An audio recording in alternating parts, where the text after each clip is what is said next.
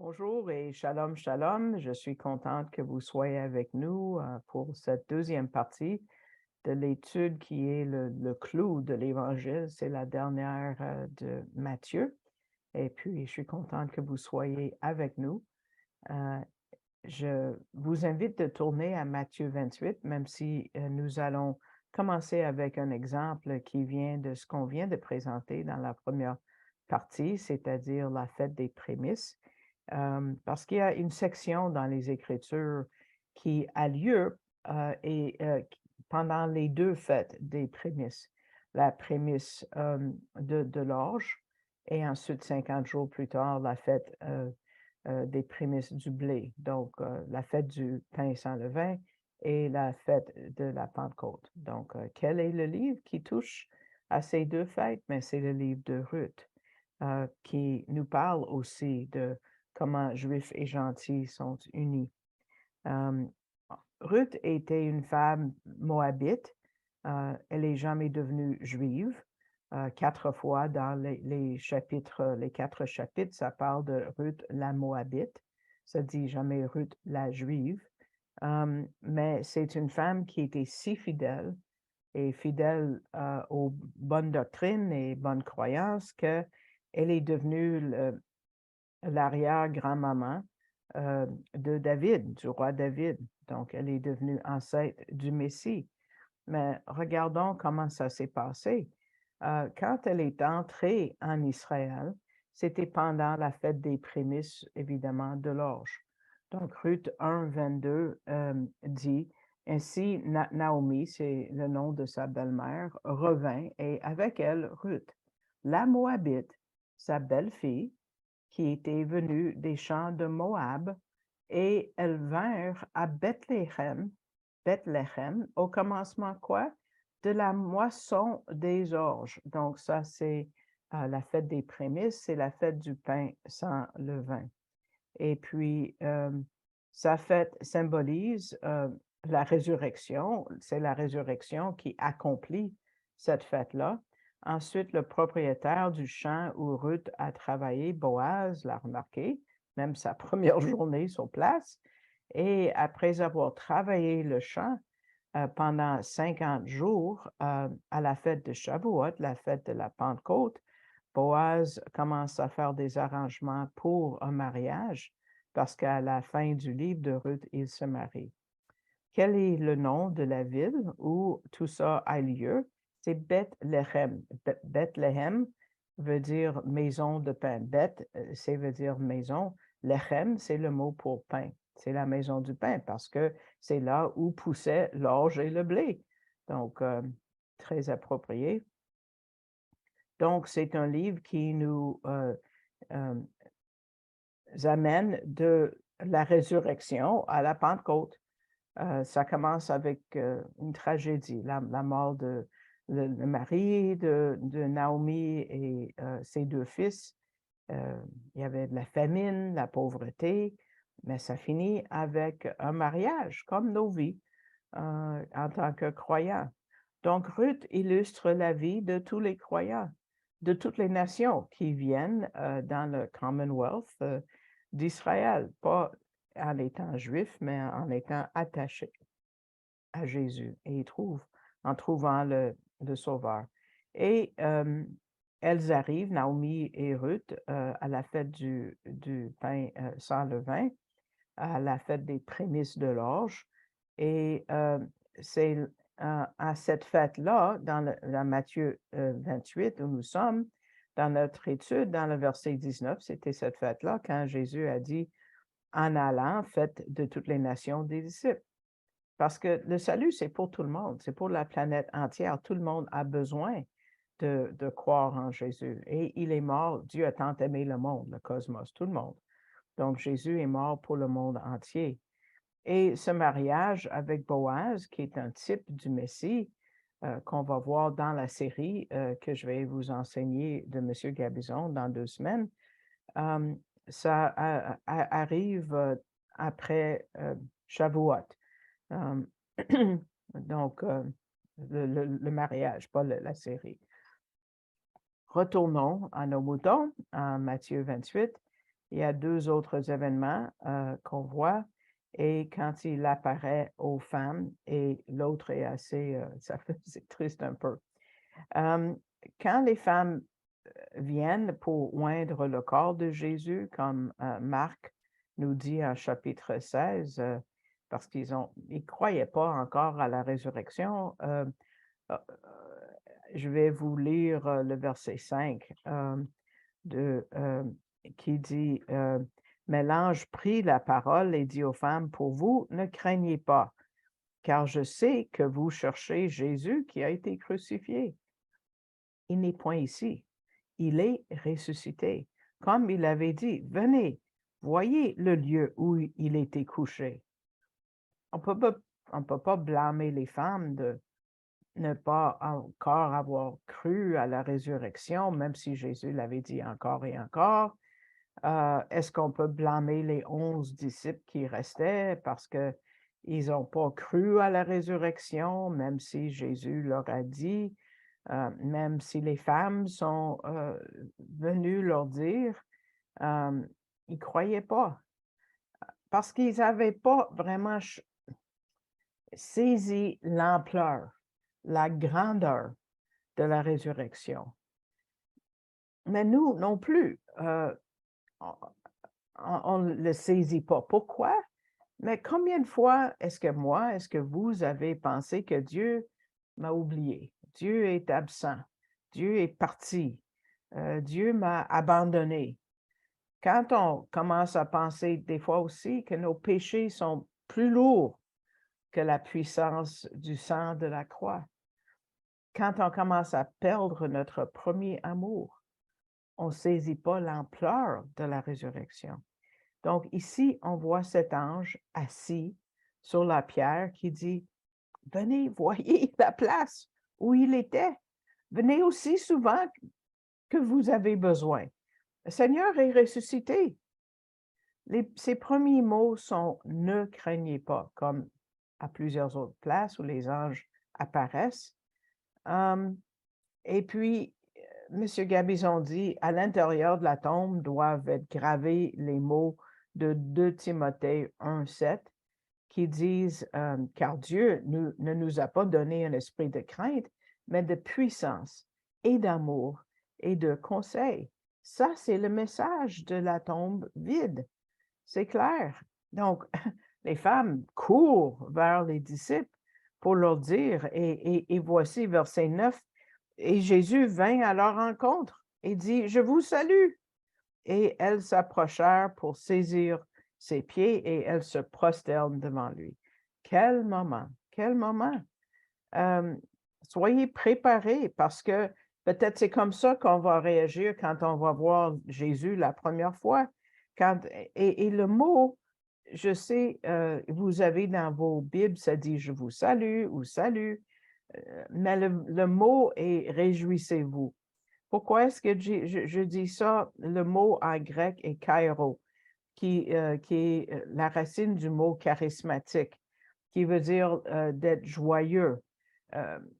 Parce que c'est le même mot qui a été dit aux mages en Matthieu 2, quand ça dit ils se sont réjouis en voyant l'étoile. Ils n'ont pas dit salut en voyant l'étoile. Hein. Si j'ai cherché et puis c'est utilisé 74 fois dans le Nouveau Testament et 61 fois sur 74 fois, ça veut dire réjouissez-vous ou soyez dans l'allégresse. Je ne sais pas pourquoi les traducteurs et français et anglais passent à côté de ça, je ne peux pas comprendre. Mais regardez les prochains mots en verset 10. Alors Jésus leur dit, ne craignez pas. Allez dire, vous vous rappelez que ces derniers mots de tout l'Évangile, qui est à la fin de Matthieu 28, c'est « Je suis avec vous tous les jours jusqu'à la fin du monde. Amen. » Donc, il n'y a rien à craindre s'il est avec nous, même pour aujourd'hui, ce que nous vivons aujourd'hui. Et ensuite, il y a des mots. Il y a le verbe « aller », je vais dire, ce n'est pas à l'impératif, et « dites ». C'est ici, le mot dire, c'est du mot angelos, qui est comme ange, comme si nous sommes assis sur la pierre qui avait été roulée. Souvent, ce mot est traduit par le mot démontrer ou montrer la résurrection. Si on croit que Jésus est Dieu, on croit à la résurrection. C'est une vérité qui est enracinée en nous.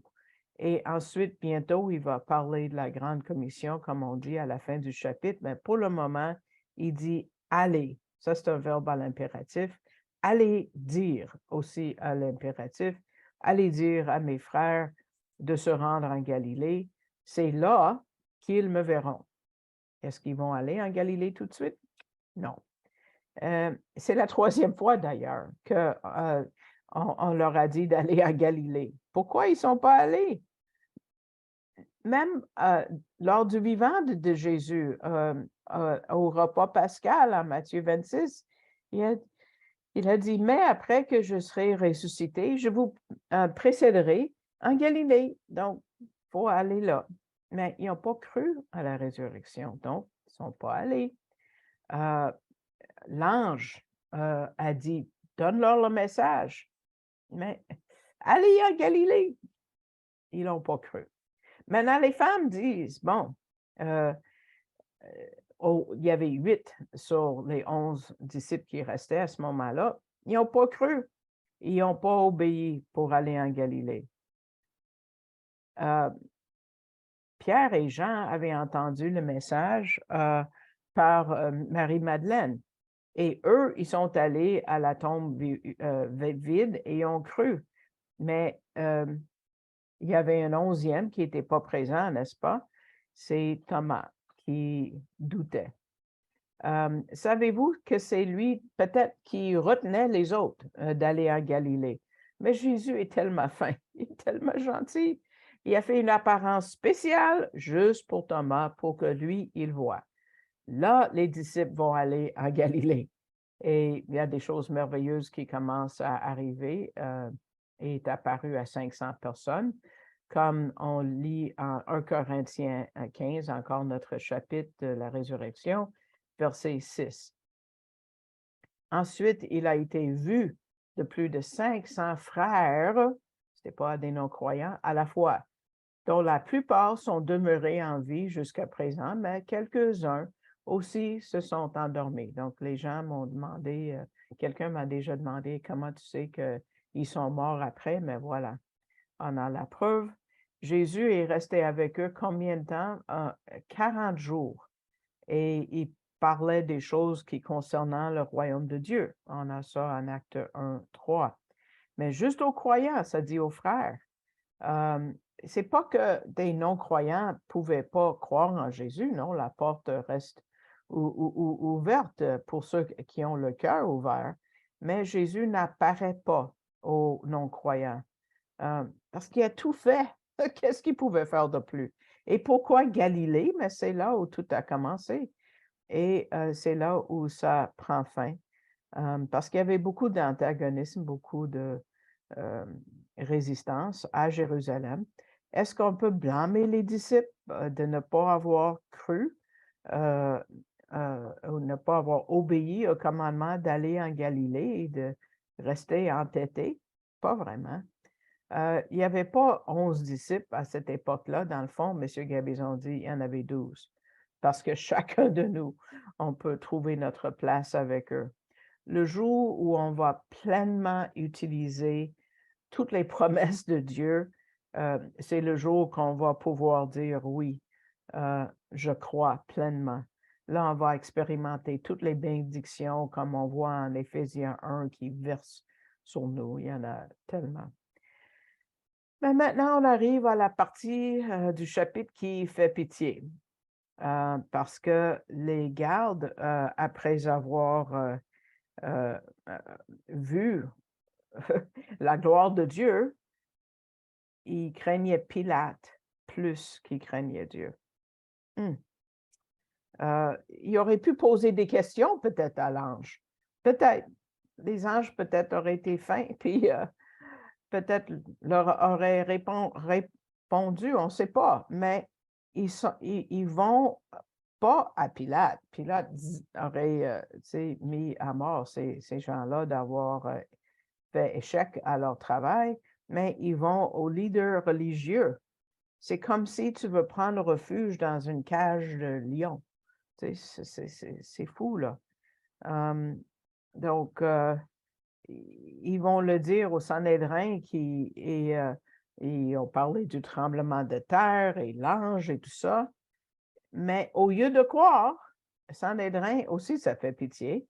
Il crée un genre de complot que nous voyons en versets 12 à 15, que vous allez lire avec moi en chapitre 28. Ceci, après s'être assemblés avec les anciens et avoir tenu conseil, donnèrent aux soldats une forte somme d'argent en disant, dites, ces disciples sont venus de nuit le dérober pendant que nous dormions.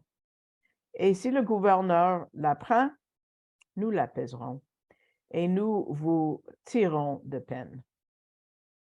Les soldats prirent l'argent et suivirent les instructions qui leur furent données, et ce bruit s'est répandu parmi les Juifs jusqu'à ce jour. Ça a tout commencé avec un pot de vin, quand ils ont payé Judas d'abord, et ça finit avec un pot de vin ici. Mais il n'y a pas de preuve. Donc, ils vont aller vers ce qui n'est pas légal. Mais vous savez qui sont les vrais voleurs? Tous ceux qui ont volé Jésus, enlevé Jésus d'Israël. Ce sont les vrais voleurs. Et ça dit que ce bruit s'est répandu parmi les Juifs, et on peut ajouter 2000 ans, parce que c'est ce qu'on m'avait enseigné, moi, à la synagogue, au moins mes parents, je savais. J'étais en choc à 16 ans quand j'ai lu ça sous ma couverture avec une lampe à poche. Je lisais ce verset-là en Matthieu. J'ai dit, mais je sais que c'est ça qui est vrai. Mais comment est-ce qu'ils ont pu prophétiser ça? Il y a combien d'années on a écrit ce livre-là? Ça m'a étonné. Mais c'est fou, ce genre d'argument. Est-ce que vous avez déjà pensé à ça? Arrêtez-vous. Savez-vous ce qui s'est passé pendant la nuit, pendant que vous dormiez? Pas moi, hein? Ni eux. Hein? C'est évident. Et ça ne dit pas que l'ange a enlevé la pierre, ça a roulé la pierre. Ça fait du bruit, cette pierre est absolument énorme. Regardez un autre exemple de cette pierre, ça fait un gros bruit. Donc, ils savaient, mais ils ne voulaient pas. Ils étaient des gens intelligents qui sont devenus fous parce qu'ils luttaient contre Dieu. Ah, c'est triste. Ça fait pitié. Ici, on arrive au dernier mot du Messie dans cet évangile de Matthieu qui vont parler de notre existence comme croyants. C'est quoi notre raison d'être aujourd'hui? Maintenant que la résurrection a vraiment lieu, qu'est-ce qu'on fait? Et les disciples se sont posé la même question. Regardez les versets 16 et 17. Les 11 disciples allèrent en Galilée. Finalement, alléluia, sur la montagne que Jésus leur avait désignée, obéissance, yes. Et quand ils le virent, ils se prosternèrent devant lui. Mais quelques-uns eurent des doutes. Comme les femmes auparavant, quand ils ont reconnu le Messie, ils l'ont adoré. C'est ce qu'une vision de Jésus doit produire. On doit tomber en face. Mais quelques-uns ont douté. C'est une traduction malheureuse. C'est pas ça que ça veut dire. Quelques traducteurs comme Jérôme Lagrange ont dit ils avaient eu des doutes, mais ils ne doutaient plus. Hendrickson et Walvoord ont dit ils doutaient de l'identité de Jésus, mais ils l'ont adoré pareil, ça n'a pas de sens. Le mot est très rare dans la Bible et ce n'est pas le mot pour douter. Dans le grec séculier, ça veut dire d'être émerveillé, d'avoir songé ou d'avoir aussi hésité. On pense. Donc, les disciples se posaient la question, puis, oui, puis, quoi? Qu'est-ce qu'on fait maintenant? Est-ce que le royaume va commencer aujourd'hui? Jésus répond à leurs questions avec la grande commission en versets 18 à 20, les derniers mots de l'Évangile. Jésus, s'étant approché, leur parla ainsi: Tout pouvoir m'a été donné dans le ciel et sur la terre. Allez, faites de toutes les nations des disciples, les baptisant au nom du Père, du Fils et du Saint-Esprit. Voilà la Trinité. Et enseignez-leur à observer tout ce que je vous ai prescrit. Et voici, je suis avec vous tous les jours, jusqu'à la fin du monde. Amen. Donc, rendu là, tout pouvoir lui avait été donné. Comment est-ce qu'il l'a eu? En étant le Fils de Dieu et en mourant comme un serviteur. Comme d'être serviteur à avoir toute l'autorité, mais il avait l'autorité avant de descendre, mais tout ça a été fait pour nous, pour notre salut, comme un exemple vivant pour nous, qui devons être des serviteurs aussi. Donc, notre mission, c'est de faire des disciples. Ça dit aller, mais c'est pas, le verbe n'est pas à l'impératif. Quel est l'impératif pour ceux qui peut-être ont oublié leur français? C'est quelque chose qui vous donne une ordre, une commande. Comme allez nettoyer votre chambre si vous avez un enfant ou faites vos devoirs. Non. L'impératif, c'est le mot faire ou faites des disciples. Ça, c'est comment on doit enseigner la parole de Dieu aux nouveaux croyants. On doit apprendre des choses de Dieu parce qu'un manque de connaissances a été une tragédie fois après fois dans l'histoire d'Israël et aussi dans l'histoire de l'Église. Donc, Jésus souligne l'importance d'étudier et la connaissance de Dieu, la connaissance des Écritures, quand il dit leur enseignant à garder toutes les choses que je vous ai commandées.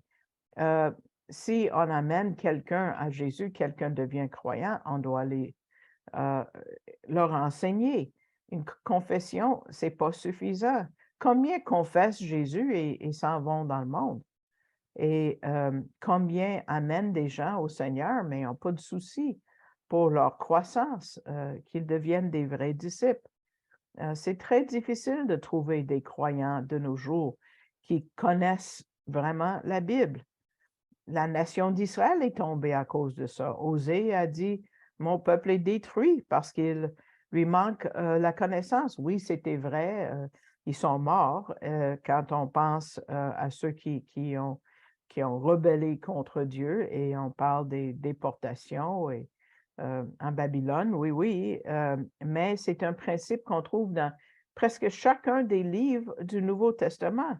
Chaque lettre, chaque épître sont là. Par exemple, M. Gabizon donne plusieurs exemples, je vous donne un.